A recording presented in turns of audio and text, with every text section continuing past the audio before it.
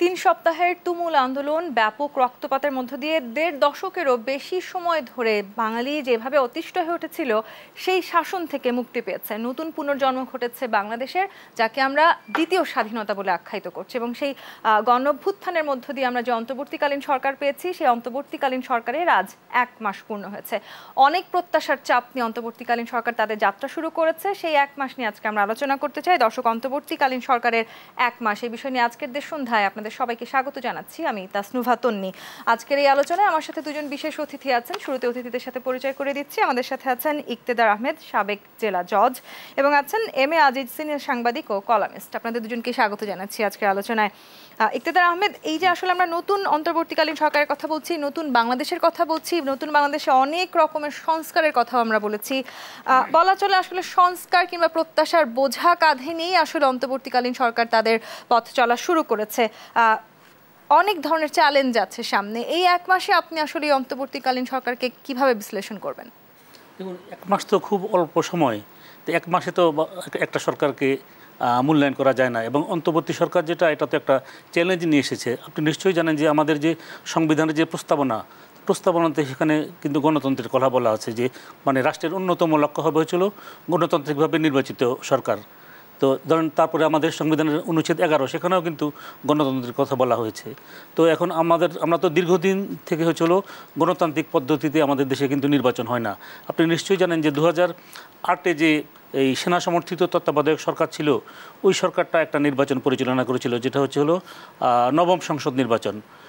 তো এই ওই সেনা সমর্থিত তত্ত্বাবধায়ক সরকারটা সাংবিধানিক পন্থায় গঠিত হয়নি। এবং সেনা সমর্থিত তত্ত্বাবধায়ক সরকারের পূর্বে যে সরকারটা ছিল, যে রাষ্ট্রপতি ইয়াজউদ্দিনের নেতৃত্বাধীন সরকার, ওটাও কিন্তু মানে ওই যে তত্ত্বাবধায়ক সরকার গঠন সংক্রান্ত যে সংবিধানে যে বিকল্পগুলোর কথা বলা ছিল, যে ওই বিকল্পগুলো নিঃশেষিত না করেই কিন্তু মানে president jumped upon as the chief adviser of the এই নন পার্টি কেয়ারটেকার গভর্নমেন্ট। তো ওইটাও অবৈধ ছিল। তারপরে সেনা সমর্থিত তত্ত্বাবধায়ক সরকারটাও অসাংবিধানিক ছিল। এখন যদি কোনো অসাংবিধানিক শাসন হয়, তখন এটাকে কিন্তু সংসদ দ্বারা বৈধতা দেওয়ার মানে আবশ্যকতা দেখা দেয়। এই ক্ষেত্রে দেখা গেল যে সংসদ কিন্তু অদ্যাবধি, যদিও আওয়ামী লীগের জন্য সুযোগ ছিল, আওয়ামী লীগ কিন্তু তাদেরকে বৈধতা দেয় নাই। আপনার নিশ্চয়ই মনে আছে, প্রাক্তন প্রধানমন্ত্রী উনি যখন আমেরিকা যায়, উনি এয়ারপোর্টে সাংবাদিকদের বলেছিল যে এই সরকারটা আমাদের আন্দোলনের ফসল, অর্থাৎ সেনা সমর্থিত তত্ত্বাবধায়ক সরকার তাদের আন্দোলনের ফসল, এবং তাদেরকে তিনি বৈধতা, তাদের সব কাজকর্মকে বৈধতা দিবেন। পরে তিনি তাদের সাথে বিশ্বাসঘাতকতা করলেন, বৈধতা দিলেন না।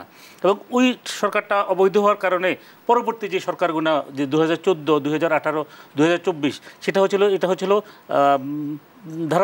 ধারাবাহিকতা মেনটেন করে হয়েছে।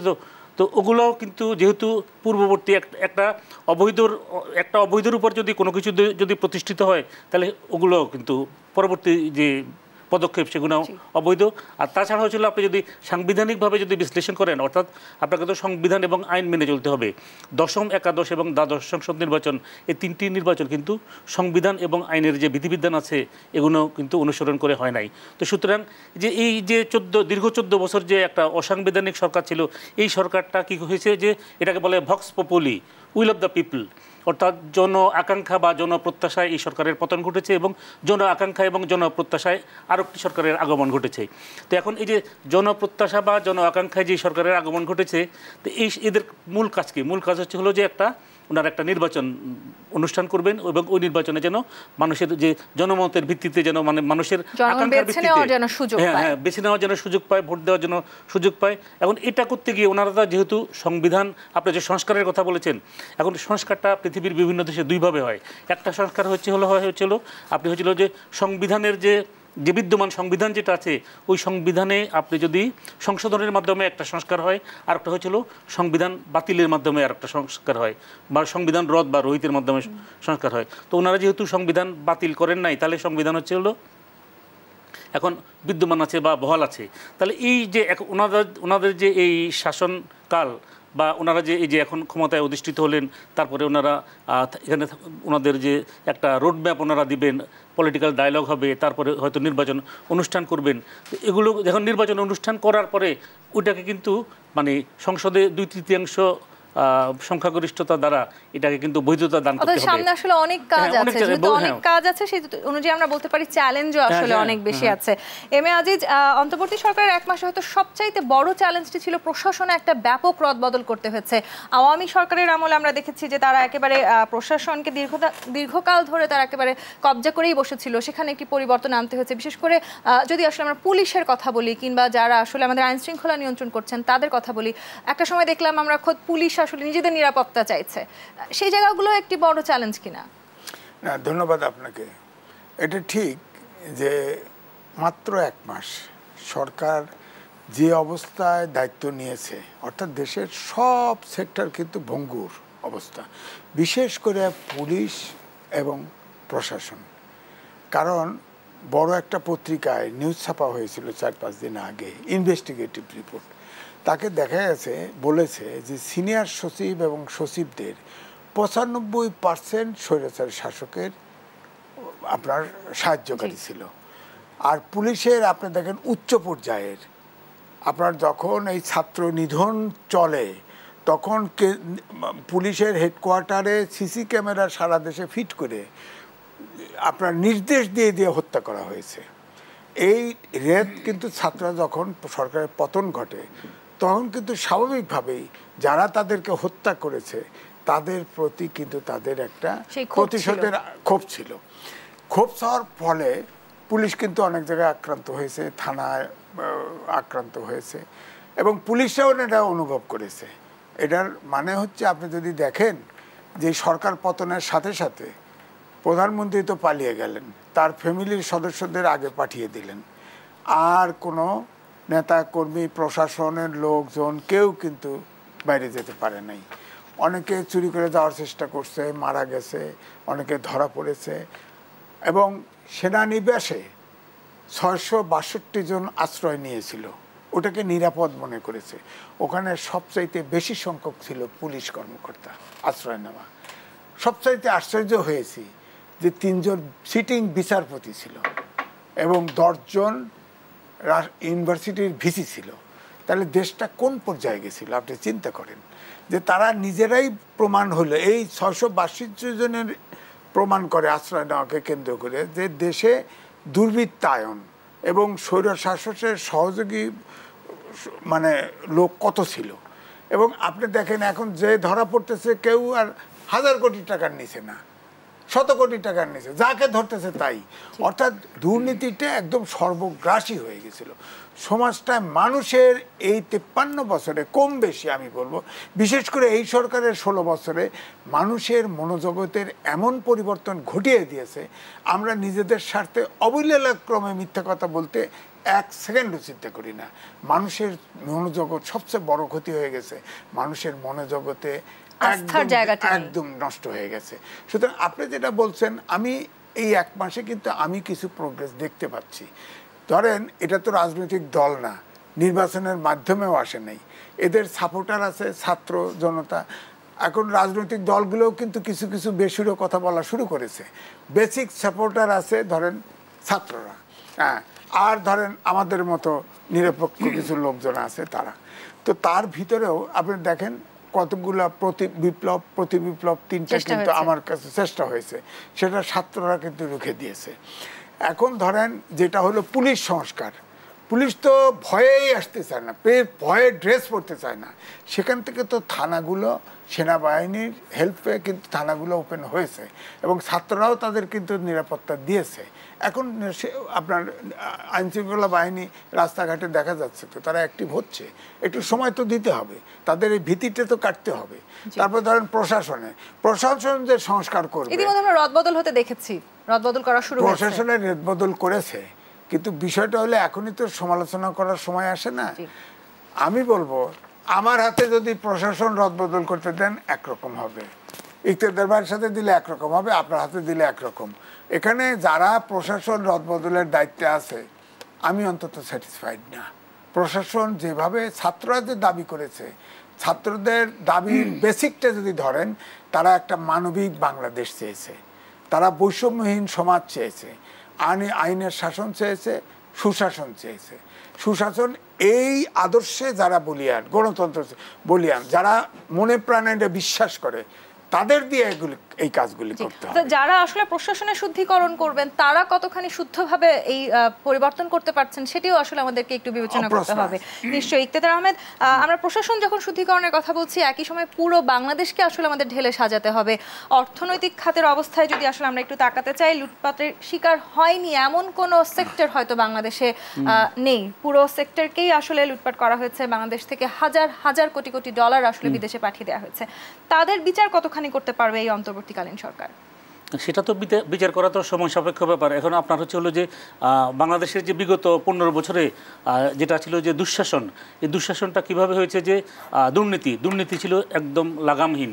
আপনি যে আমাদের যে আর্থিক খাত বা ব্যাংক ব্যবস্থাপনা, যেটা ব্যাংক ব্যবস্থাপনা বলতে কিছুই ছিল না, সব কিছুই কিন্তু ধ্বংস হয়ে গিয়েছে। আপনার পৃথিবীর ইতিহাসে নজির নাই যে বাংলাদেশ ব্যাংকে যে এটা হলো, যে এই রিজার্ভ যে চুরি হলো যে বাংলাদেশ ব্যাংক থেকে। তো আমরা কি দেখলাম যে এই রিজার্ভ চুরির এখন পর্যন্ত তদন্ত প্রতিবেদন দাখিল করা হয় নাই।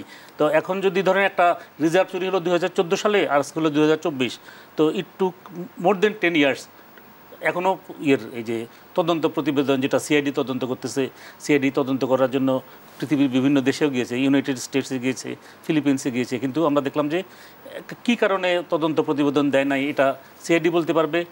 বা তখন হয়তো যারা রাষ্ট্র ক্ষমতায় ছিল তাদের একটা হয়তো বিধিনিষেধ ছিল, যে বা তারা হয়তো এটাকে তাদের যে তদন্ত প্রতিবেদনটা দাখিল হওয়ার কথা, এতে হয়তো হয়েছে তাদের পক্ষের লোকজনের বিরুদ্ধে হয়তো চার্জশিট চলে আসতো, ওই জন্য হয়তো তারা করতে দেয় নাই। এখন তো কোনো বাধা নাই। এখন তো আমি মনে করি যে এই তদন্ত প্রতিবেদনটা দাখিল করা উচিত। যেমন দাখিল করা উচিত, তেমনি আসলে আর্থিক খাতে কারা এই ধরনের বড় দুর্নীতি করেছেন, আর্থিক খাতে এখন সেটা না। এবং আর্থিক খাতে আপনি দেখেন যে আমাদের ব্যাংক ব্যবস্থাপনা, এবং ব্যাংক থেকে দেখা যাচ্ছে যে খেলাপি ঋণের পরিমাণ প্রায় 2,00,000 কোটি টাকার মতো।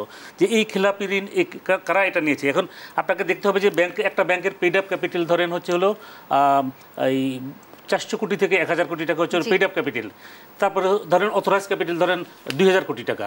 কিন্তু ব্যাংকে আপনার যে ডিপোজিটরদের মানি হচ্ছে ধরেন 2,00,000 কোটি টাকা।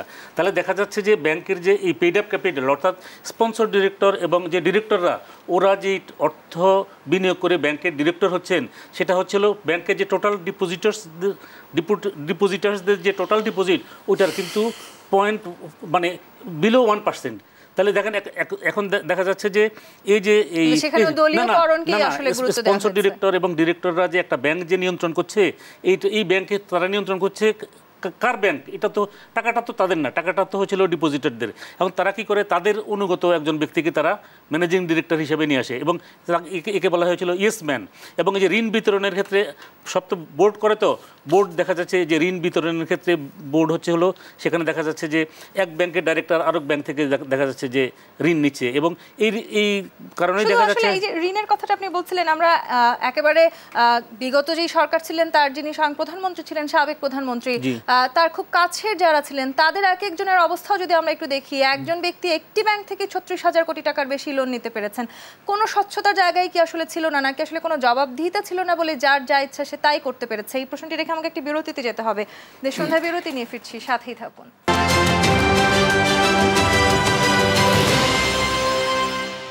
অন্তর্বর্তী সরকারের 1 মাস নিয়ে আলোচনা করছি দেশসন্ধ্যায়। এম এ আজিজ, কোনো জবাবদিহিতা ছিল না, বিশেষ করে যারা আসলে সাবেক প্রধানমন্ত্রীর বিশেষ কাছের লোক ছিলেন তাদের ক্ষেত্রে আমরা কখনোই কোনো স্বচ্ছতা কিংবা জবাবদিহিতা দেখিনি, যা ইচ্ছা তাই করার সুযোগ ছিল। এই সংস্কৃতি থেকে আমরা বেরিয়ে আসবো কি না? দেখেন, অনেকে বলে দেশটা নতুন করে স্বাধীন হয়েছে। আমি বলবো, যেমন অমর্ত্য সেন বলেছে, যে কোনোভাবেই হোক যদি সেই দেশে স্বাধীনভাবে কথা বলা না যায় তাহলে ধরে নিতে হবে দেশে গণতন্ত্র নাই। তো আগে কিন্তু টকশোতে আসছি, এখনও আসি, এখন কিন্তু আসলেই স্বাধীন অনুভব করি। এখন যা মনে চায় বলতে পারি, হয়তো কোনটা উচিত না বলা উচিত সেটা আমার বিবেচনা। একটু আমি যুক্ত করতে চাই যে এখন আমরা বলতে পারছি, কিন্তু অন্তর্বর্তীকালীন সরকারের পরবর্তীতে আসলে যে সরকার আসবে সেই সময় আমরা বলতে পারবো কিনা, সেই নিশ্চয়তা কি কেউ আমাদের দিবে? না, সেটা হচ্ছে কি, আমরা তো সেটা আশা করি। আমরা যে অবস্থায় আছি এই অবস্থায় আশা করি। আমি যেটা বলছিলাম আগেই, যে ছাত্ররা তাদেরকে ব্যাক দিছে, সব জনগণ, রাজনীতিবিদ, সবাই তো সেই আদর্শেই, আমি বলবো যে তারা সেই আদর্শেই অনুপ্রাণিত হওয়ার কথা। কারণ প্রায়, যদিও হিসেবে বলে 700-800, কিন্তু আসলে হাজারখানেক কিশোর শিশুর থেকে পর্যন্ত এদেশের রাজনীতিবিদ বলেন, রাজনৈতিক কর্মী বলেন, হকার বলেন, সব তো মারা গেছে। 100 লোক, 100 লোকের জীবন যেখানে গেছে অকাতরে, যে দেশে আয়নাঘরের মতো জিনিস সৃষ্টি হতে পারে, ভয়ঙ্কর অবস্থা। একটা ব্যক্তিকে নির্জন কারাগারে যদি 8 বছর 10 বছর রেখে দেওয়া হয়, এখন ধরেন জাতিসংঘ বলছে 600 জন গুম হয়ে গেছে। ওই সরকারের কাছে, সাবেক সরকারের কাছে তো তথ্য চেয়েছিল, বলে দিছে বাড়ির থেকে রাগ করে গেছে, গোসা করে গেছে, নানান ভাইসারি কথা বলছে। এখন আমার বক্তব্য হলো এটাও তো তদন্তে আসা উচিত। বিএনপি দাবি করছে তাদের 700 লোক গুম হয়ে গেছে, তো এগুলোর তো তদন্ত হওয়া উচিত। এখন আয়নাঘরতে 5টা লোক বেরোইছে, আরও আয়নাঘর আছে নাকি কোথাও, এগুলো তো আসতে হবে। তো এই জন্য আমি বলছি যে আপনি যেটা বললেন সেরকম থাকবে কিনা, এই জন্য সংস্কারের ভিতরে রাজনৈতিক দলকেও আনতে হবে। রাজনৈতিক দলকে আসলে শেষ পর্যন্ত দেশের হালও ধরতে হবে। রাজনীতিবিদ ছাড়া তো দেশ চালাবে না। কিন্তু আমরা তো মানবিক বাংলাদেশ চাই, তার মানে একদম পরিশুদ্ধ গণতন্ত্র চাই, আইনের শাসন চাই, সুশাসন সব জায়গায় চাই। সুশাসন মানেই সেখানে দুর্নীতি, অর্থ পাচার ইত্যাদি ইত্যাদি থাকবে না, ব্যাপারটা তো তাই। তো তাহলে আমার বক্তব্য হচ্ছে এই কাজটি করতে হলে একটা গণতান্ত্রিক দল তো ক্ষমতায় যেতে হবে। আমি নিজেও লিখেছি, অস্বীকার করব না। কোন দলের ভিতরে গণতন্ত্র আছে বুঝান না? একটা দলের ভিতরে গণতন্ত্র আছে, এক ব্যক্তি শাসিত দল। রাজনৈতিক দলগুলোর শুদ্ধিকরণ এখন খুবই জরুরি। আমি তো মনে করি রাজনৈতিক দলের ভিতরে গণতন্ত্র। সেক্ষেত্রে আসলে অন্তর্বর্তীকালীন সরকারের সামনে তাদেরকে আসলে একটি সুষ্ঠু নির্বাচন অংশগ্রহণ করানোর জন্য একটি যৌক্তিক সময় দেওয়ারও প্রয়োজন আছে। সেখানেও আমরা দেখছি যে রাজনৈতিক দলের যারা নেতা আছেন তারা অনেকটাই তড়িঘড়ি করার চেষ্টা করছেন। সেটিও আসলে একটি বড় সমস্যা কিনা ইকতেদার আহমেদ? ধরুন আপনার যে নির্বাচন কমিশন যেটা ছিল, নির্বাচন কমিশনের দায়িত্ব হয়েছিল যে নির্বাচন অনুষ্ঠান করা। এখন নির্বাচন কমিশন যেহেতু পদত্যাগ করেছে, এখন নতুন নির্বাচন কমিশন গঠন করতে হবে। এখন নতুন নির্বাচন কমিশন গঠন করলে তারা হলো যে এই যে এখন যে অন্তর্বর্তী সরকার আছে তারা তো একটা রোডম্যাপ দিবে, এবং রোডম্যাপ তারা রাজনৈতিক দলের সাথে আলাপ আলোচনা করে তারা তো কিছু সংস্কারমূলক কার্যক্রম গ্রহণ করবে, অবশ্যই গ্রহণ করবে। এখন কি সংস্কার তারা করবেন সেটা কিন্তু এখনও তারা নির্ধারণ করেননি। তারপরে তারা যে নির্বাচনের জন্য তো একটা সুষ্ঠু পরিবেশের প্রয়োজন হবে, সেটা রাজনৈতিক দলসমূহের সাথে আলোচনা করে তারা সেটা নির্ধারণ করবেন যে নির্বাচন কখন হবে।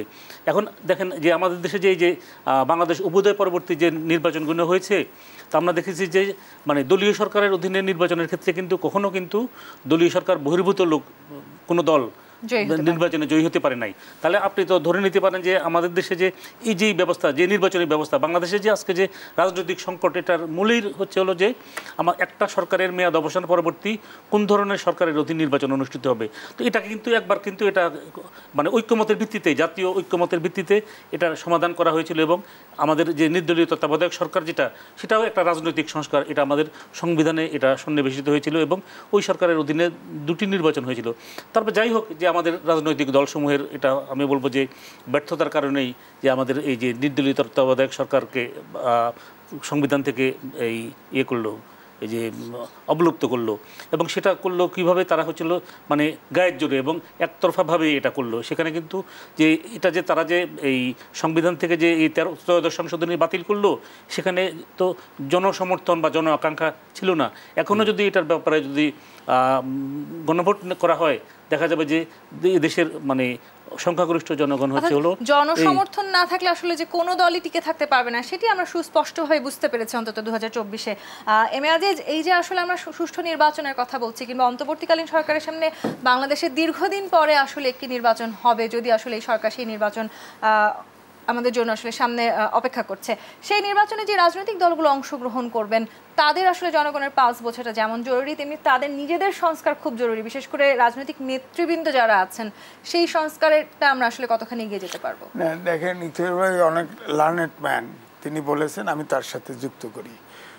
প্রধান উপদেষ্টা রাজনৈতিক দলগুলোর সাথে সাক্ষাৎ করেছে। ঠিক এই সাক্ষাতের জায়গাটাতেই আমি আবার ফেরত আসবো, একটি বিরতি নিয়ে আসতে হবে আমাকে। দর্শকদের সন্ধ্যা আরো একটি বিরতি নিয়ে ফিরছি, সাথেই থাকুন। সন্ধ্যা দেখছেন এম এ আজিজ। আমরা রাজনৈতিক দলগুলোর সংস্কারের জায়গাটিতে আলোচনা করছিলাম। ইতিমধ্যে আপনি বলছিলেন যে প্রধান উপদেষ্টার সাথে ইতিমধ্যে রাজনৈতিক দলগুলো আলোচনা করেছে, তো সেই আলোচনাতেও আমরা তাদের আসলে অনেক ধরনের দাবি দেওয়া দেখেছি। কোনো রাজনৈতিক দলের 80 ঊর্ধ্ব দাবি নিয়েও প্রধান উপদেষ্টার সাথে দেখা করেছেন। না, আমি বলছি প্রায় রাজনৈতিক দলগুলোর সাথে আলোচনা করে প্রধান উপদেষ্টার কোনো সংস্কার প্রস্তাব অনুমোদন করা সম্ভব হবে না। কারণ হচ্ছে প্রায় 400-র মতো সংস্কার প্রস্তাব প্রধান উপদেষ্টার হাতে জমা হয়েছে। তো সুতরাং আপনি জানেন যে 82 জন সদস্য নাই, 82টা একটা দল প্রস্তাব দিছে। সুতরাং সংস্কার প্রস্তাবটা আসতে হবে উপদেষ্টা পরিষদ থেকে, এবং উপদেষ্টা পরিষদ সেটা বলছে যে তারা সংস্কার প্রস্তাব উত্থাপন করবে। সেটাকে বেসিস করে আলোচনা রাজনৈতিক দলের সাথে করতে হবে, করে প্রায়োরিটি ঠিক করতে হবে যে কতটুকু সংস্কার করলে একটা নিরপেক্ষ নির্বাচন অনুষ্ঠান করা সম্ভব। রূপরেখা তৈরি করাটা এখন আমাদের জন্য খুব জরুরি, কিন্তু সেখানে আমরা একটু দেরি করছি কি না, দেরি মাত্র 1 মাস গেছে। এত দেশটা তো এলোমেলো হয়ে গেছে, দেশটার যেখানে হাত দেন সেখানেই সমস্যা। এত তো আপনার সময় তো কিছু দিতে হবে।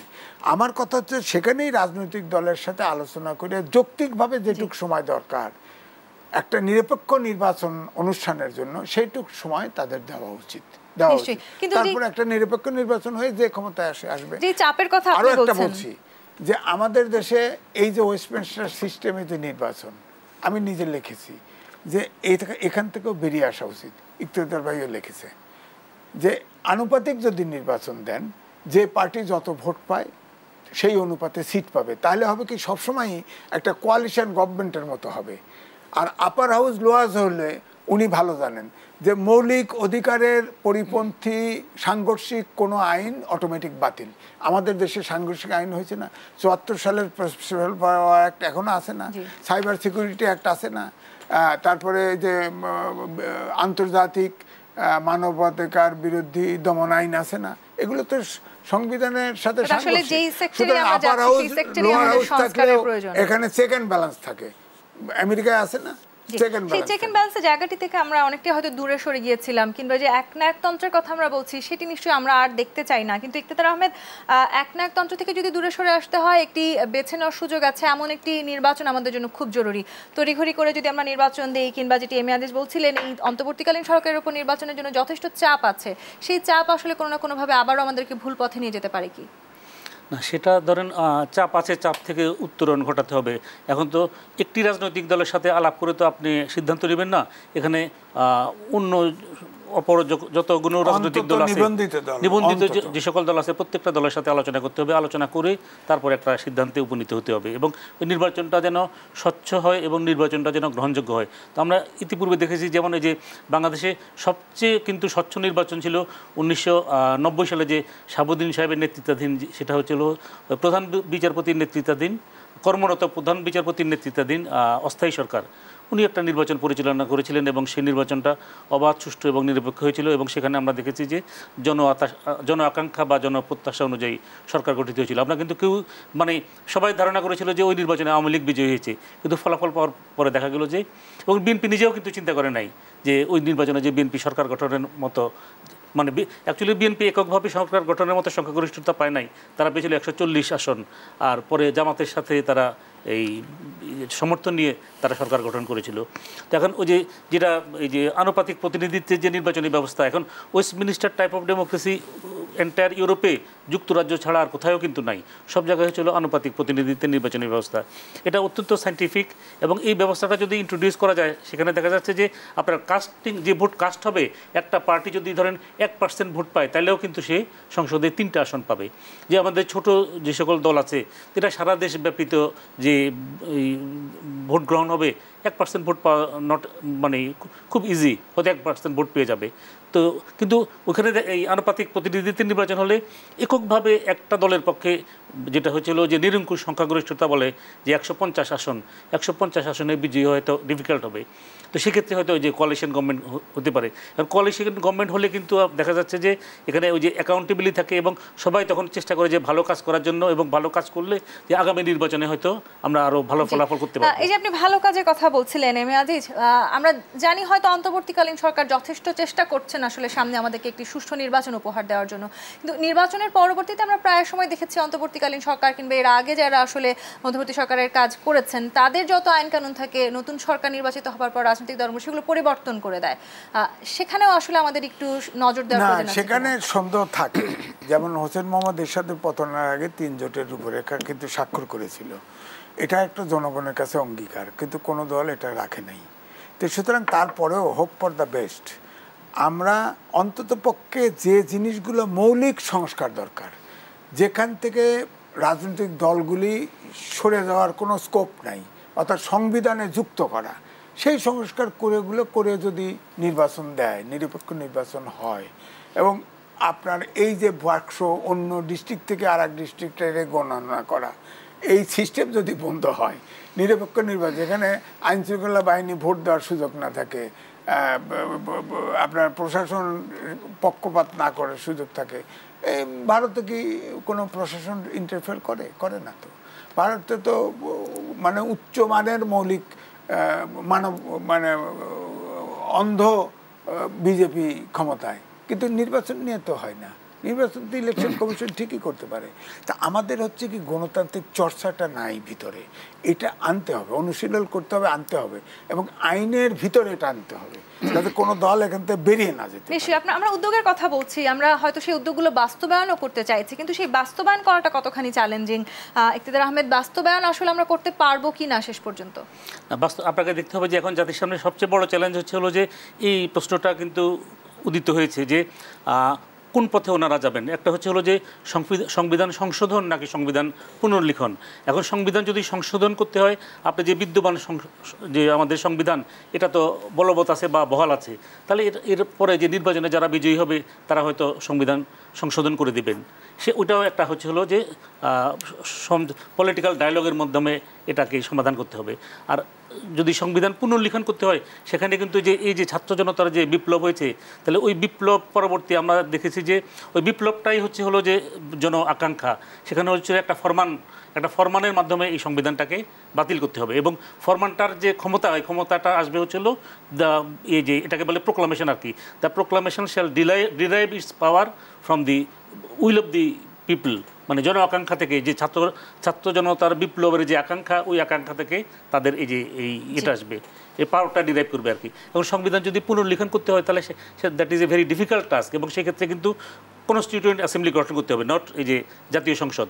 কনস্টিটিউয়েন্ট অ্যাসেম্বলি গঠন করে ওই কনস্টিটিউয়েন্ট অ্যাসেম্বলি দিয়ে আমাদের সংবিধানটাকে, এই যে নতুন যে সংবিধান পুনর্লিখিত হবে, ওই সংবিধানটাকে গৃহীত করতে হবে। গৃহীত করে যেটা 1971 পরবর্তী পাকিস্তানের তো এটা ছিল ওটা হয়েছিল লিগাল ফ্রেমওয়ার্ক অর্ডারের অধীনে নির্বাচনটা হয়েছিল, এবং ওই নির্বাচনটা ছিল two frame a constitution for Pakistan. তারপরে ধরেন আমাদের এখানে যে স্বাধীনতা আন্দোলন হলো, ওই যে মুজিবনগরের যে ঘোষণাপত্র, 10ই এপ্রিলের ঘোষণাপত্র, তো ওইখানে কিন্তু ওই যে 10ই এপ্রিলের ঘোষণাপত্রটা হচ্ছিল ওই যে আমাদের স্বাধীনতা যে আন্দোলন বা স্বাধিকারের আন্দোলন, ওইখান থেকে এটা হচ্ছিল এটার এই যে উইল অফ দ্য পিপল, জন আকাঙ্ক্ষা, সেখান থেকে এসেছে। তারপরে আপনার ধরেন ওই যে শেখ মুজিব থেকে পাকিস্তানের কারাগার থেকে বাংলাদেশে প্রত্যাবর্তন করলো 10 তারিখে, 11 তারিখে আমাদের প্রভিশনাল কনস্টিটিউশন হলো।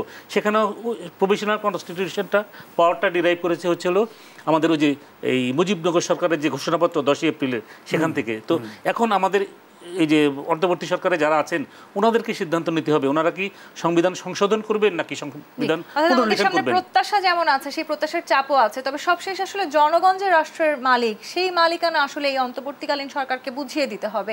সেখানে আপনার প্রত্যাশা জেনে একটু শেষ করতে চাই আমি।